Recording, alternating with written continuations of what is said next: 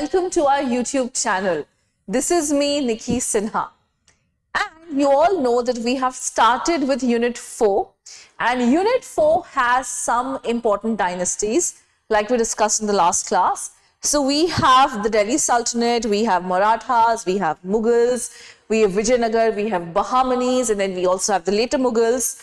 So I had given you an introduction regarding the Delhi Sultanate, right? I've given an introduction regarding the slave dynasty, the Mamluks, the Ilbari, the first and the second, right? So now in today's class, I'm going to be discussing some of the contributions of the Delhi Sultanate ruler. Now, if you all remember, when I started doing these dynasties with you in the last unit also, I told you that these are the kind of questions you get. You get questions regarding the chronology, the contribution, the titles, the names, the second names, isn't it? So this is something you have to be really familiar with. All right. So let's take a look at some of the major contributions that they have done. Okay. So Qutbuddin Aibak. So Qutbuddin Aibak was the founder of the slave dynasty. All right. What is his first major contribution? He is the founder of the slave dynasty. Okay. Who was he? He was the slave of Muhammad Ghori. All right. And he played a very important role in the expansion of the Turkish Sultanate in India after the Battle of Tarain. So if you all know, the Battle of Tarain was against Prithviraj Chauhan. The first battle Muhammad Ghori lost, but the second battle was something that he won, isn't it? So yes, this is where the expansion of Delhi Sultan starts from. Now, Muhammad Ghori gave him the governor, made him the governor of India, fine.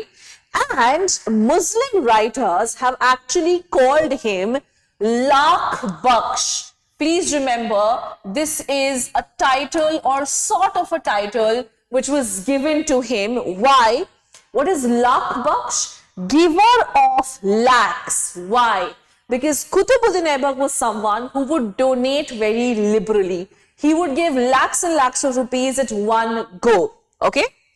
He was also someone who took the title of Sultan.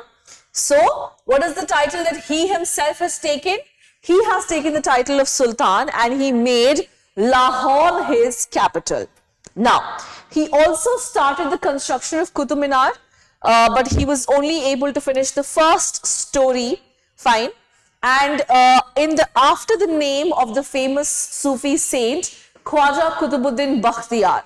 So he was making the Qutub Minar in the name of the famous Sufi saint, whose name was Khwaja Qutbuddin Bakhtiyar, right? But he was not able to complete it. He only completed the first story. He was not able to complete it. He died before that, and as a result, it was completed by Iltutmish. So what are the major contributors here? He is the founder. He is someone who expanded the Delhi Sultanate. He was given the title of Lakh Baksh, which means donator of lakhs. He took the title of Sultan and he also started building the Qutub Minar, but could not complete it. Okay. Next we have Iltutmish. Now, Iltutmish, you know, is the founder or the establisher of the Ilbari, the first Ilbari tribe. Why? Because he himself belonged to the Ilbari dynasty. Okay? His half-brothers had sold him as a slave to Aibak, who later on made him his son-in-law by giving his daughter to him. Okay? So he was a slave who was sold to Qutbuddin Aibak by his half-brothers, all right? But then, because of his capabilities and because he was an able military man, Iltutmish got married to Qutbuddin Aibak's daughter. Fine? Now, later he was appointed as the Iqtidar of Gwalior. We will also be discussing in the later parts of our lecture the Iqtidari system as well.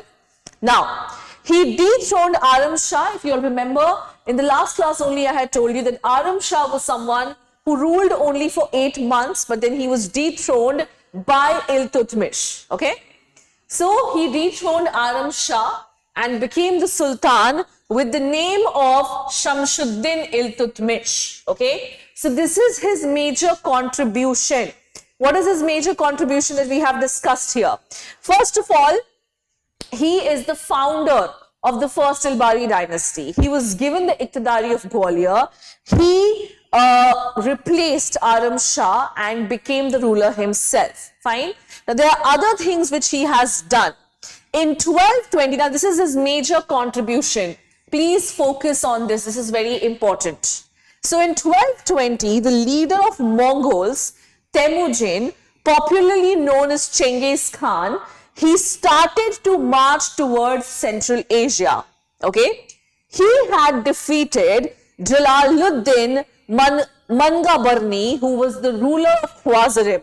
Now, Mangabarni had escaped from the Mongols and he wanted to take an asylum from Iltutmish. Okay, so what has happened here? So Genghis Khan, who is the Mongol ruler, he has defeated Mangabarni. Mangabarni was the ruler of Khwarizm. Fine. Now, Mangabarni had escaped the Mongols and he wanted to take an asylum or safe refuge with Iltutmish. Fine. Now, Iltutmish played smart here. He refused to give him shelter. Right? He refused to give him shelter so that his empire could be slaved, his empire could be saved from the onslaught of the Mongol ruler. Because he knew that once I give the Mongol ruler a chance to attack me, there is no way that I would be able to protect myself, right? And that is why he made sure that Mangabari was not given any asylum in his dynasty or under his rule, so that he would not have to face the fury of Genghis Khan. Now, this diplomatic policy helped him save his empire from Genghis Khan. So I think this is a very major contribution that he has done, don't you think? Because had he not played diplomatically, then Genghis Khan would have definitely had a reason to attack India. Okay. Now, he was a great statesman, and he received Mansur, which is the letter of recognition from the Abbasid Caliph, which made him the legal sovereign of India. So actually, he was one of the first rulers of the Delhi Sultanate who received a Mansur or a Manzuri or an agreement from the Abbasid Caliphate, all right, which made him a legal sovereign of India. Okay, so now he has been recognized by, he has been recognized by the Khalifat, and this makes him a legal sovereign of India, at least in the eyes of the Khalifat. Okay? He also completed the construction of Qutub Minar, which is the tallest tower in India, tallest stone tower in India. Apart from this, he also introduced Arabic coinage in India, silver tanka weighing 175 grams. The silver tanka remains the basis for modern rupee. So I think this is a very major contribution of Iltutmish, don't you think? What is his major contribution here? His major contribution is that he introduced Arabic coinage, which is silver tanka, which would have 175 grams of silver in it, and this becomes the basis for modern Indian rupee. Okay. He also introduced the Turkani Chehelkhani. We have discussed this. So instead of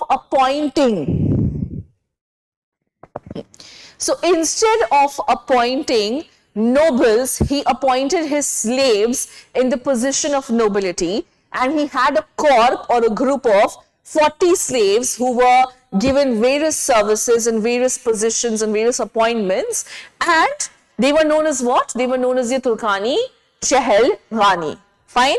So what are the major contributions of Iltutmish? Let's take a look at that. First of all, he became the Iqtidar of Gwalior. Secondly, what was he given? Secondly, he replaced Aram Shah, and then he became the ruler himself. He saved his empire from the onslaught of Genghis Khan, right? Also, he was given a Mansuri, or you can say an agreement from the Abbasid Caliph, which made him the sovereign, a legal sovereign of India. Then he also completed the Qutub Minar. He introduced the silver tanka, right? And most importantly, he also introduced the Turkani Chehelgani, which is a corps of 40 slaves who had different positions in the nobility. Okay. Now, he patronized many scholars. A number of Sufi saints have come to India during his reign. Minhas-us-Siraj, who is the author of Tabqati Nasari, fine. Tajuddin Muhammad Junaidi, fine. Fakhrul Mulk Isami, Malik Qutubuddin Hassan were some of the contemporary scholars who added a lot of grandeur to his court. So he was not just into politics, but he was also into a lot of cultural aspects of the empire. So he patronized a number of scholars and Sufi saints, Minhaj-us-Siraj, Tajuddin Muhammad, Fakhrul Mulk Isami, Malik Qutubuddin Hassan. These were some of the contemporary scholars who were there in his court, and he patronized them. He supported them. Fine.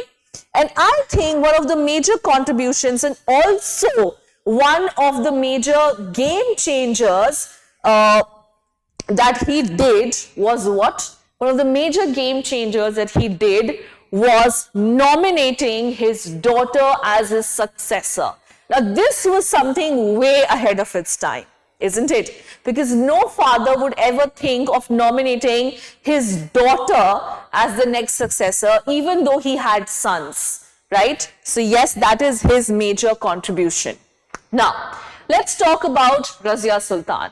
I think the first and the major contribution of Razia Sultan is that she was the first and only female ruler in the medieval Delhi Sultanate period. Okay, so we all know that she appointed the Abyssinian slave Malik Yaqut as the master of royal horses. This was something that the nobles of the Turks did not like. Fine, and okay, this was something that the nobles and the Turks did not like. She was married to Altunia, but then she died, right? She was, I think, killed by some of the zamindars while she was marching with Altunia. I think her major contribution lies in the fact that she discarded her female apparel, in the sense she dressed up like a man. Okay, and when she came to the court, she did not cover her face because she was supposed to rule, and while ruling, all of these can act as hindrances, and she wanted to get away from those hindrances. And being a woman, that too in medieval India, required that confidence, don't you think? It would have been very difficult for her, it would have been very difficult for the people around her to accept her in this manner, right? So she held the court with her face uncovered. She went hunting and even led the army. She was obviously trained in swordsmanship. She was trained in horse riding. She would go hunting and she would lead the army. And definitely she would have, proven herself as a skilled administrator had she been given the chance, but she only ruled for 4 years, right? So her major contribution lies in the fact that she was the breaker of gender norms. The norms which are so prevalent even today, imagine breaking them in 1200s would have been so difficult. So difficult that she was ultimately killed because of it. But yes, she did try. Now, the next contribution that we have to discuss is that of Balban. But now Balban has a list of contributions, and that we won't be able to finish in one class, one lecture. So that is something we will take up in the next class. So we'll be starting with Balban and his contribution. Now you all know that Balban actually was the part of Turkani Chehelgani, and he knew how to treat them, he knew how to tackle them, and one by one he killed each and every one of them, and he himself becomes the ruler. So we will start with Balban in the next class. So I really hope that you guys enjoyed this class. More than that, I really hope that you were able to understand. Please note down all the major contribution of these rulers because you can get questions from here.